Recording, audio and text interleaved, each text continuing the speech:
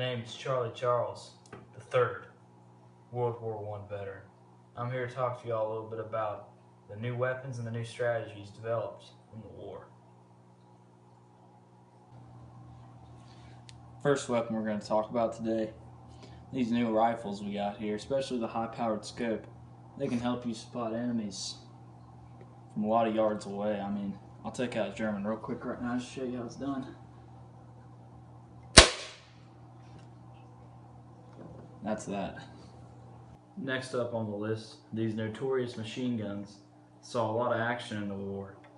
These babies have been known to fire up to 450 to 600 rounds per minute. That's a lot of rounds.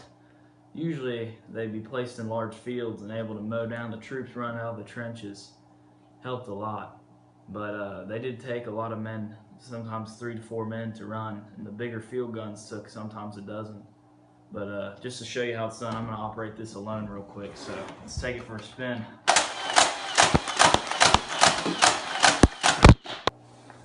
Next on the list, we got mortars.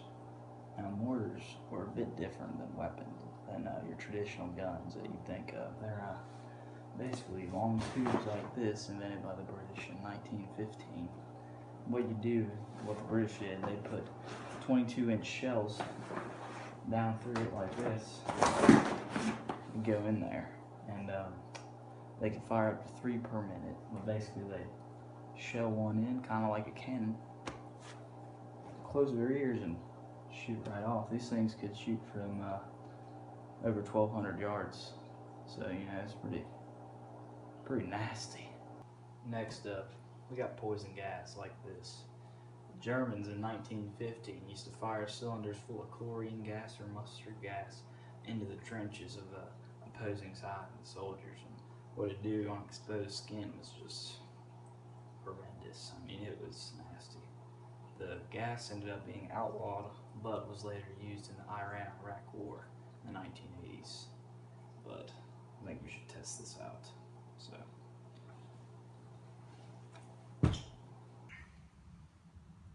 next up, we got tanks. Tanks were built with these nice metal walls, just like mine here, to protect. They weighed up to 14 tons and went a whopping 3 miles per hour. They were first introduced by the British as a secret weapon and ended up playing an important role in the war, most likely one of the most important technological advances in the war. Next, we got my personal favorite, the Flamethrower. Now, they didn't let me take one home from the war, but I got a little something special for you.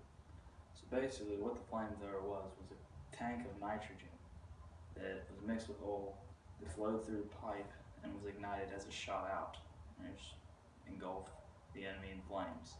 They were mainly used by the British, and the tank looked something like this. So, you know, it wasn't easy to carry around on the battlefield. Since they didn't give me my own, I got the next best thing.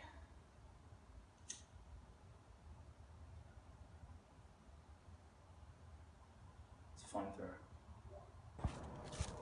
Right now I'm on a live action battlefield to come show you the next new technology, new fighting style in the war called trenches. Here we're coming up on one right now.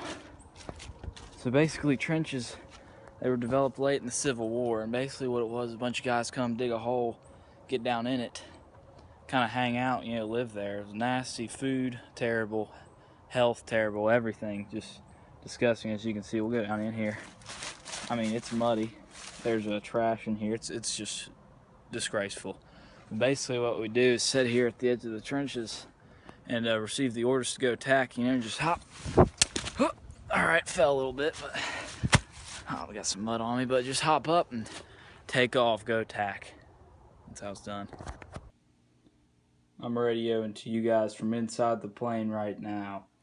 And basically, this is a much nicer plane than we flew back in the war, but it's the same concept. I mean, you get in, you fly up in the air.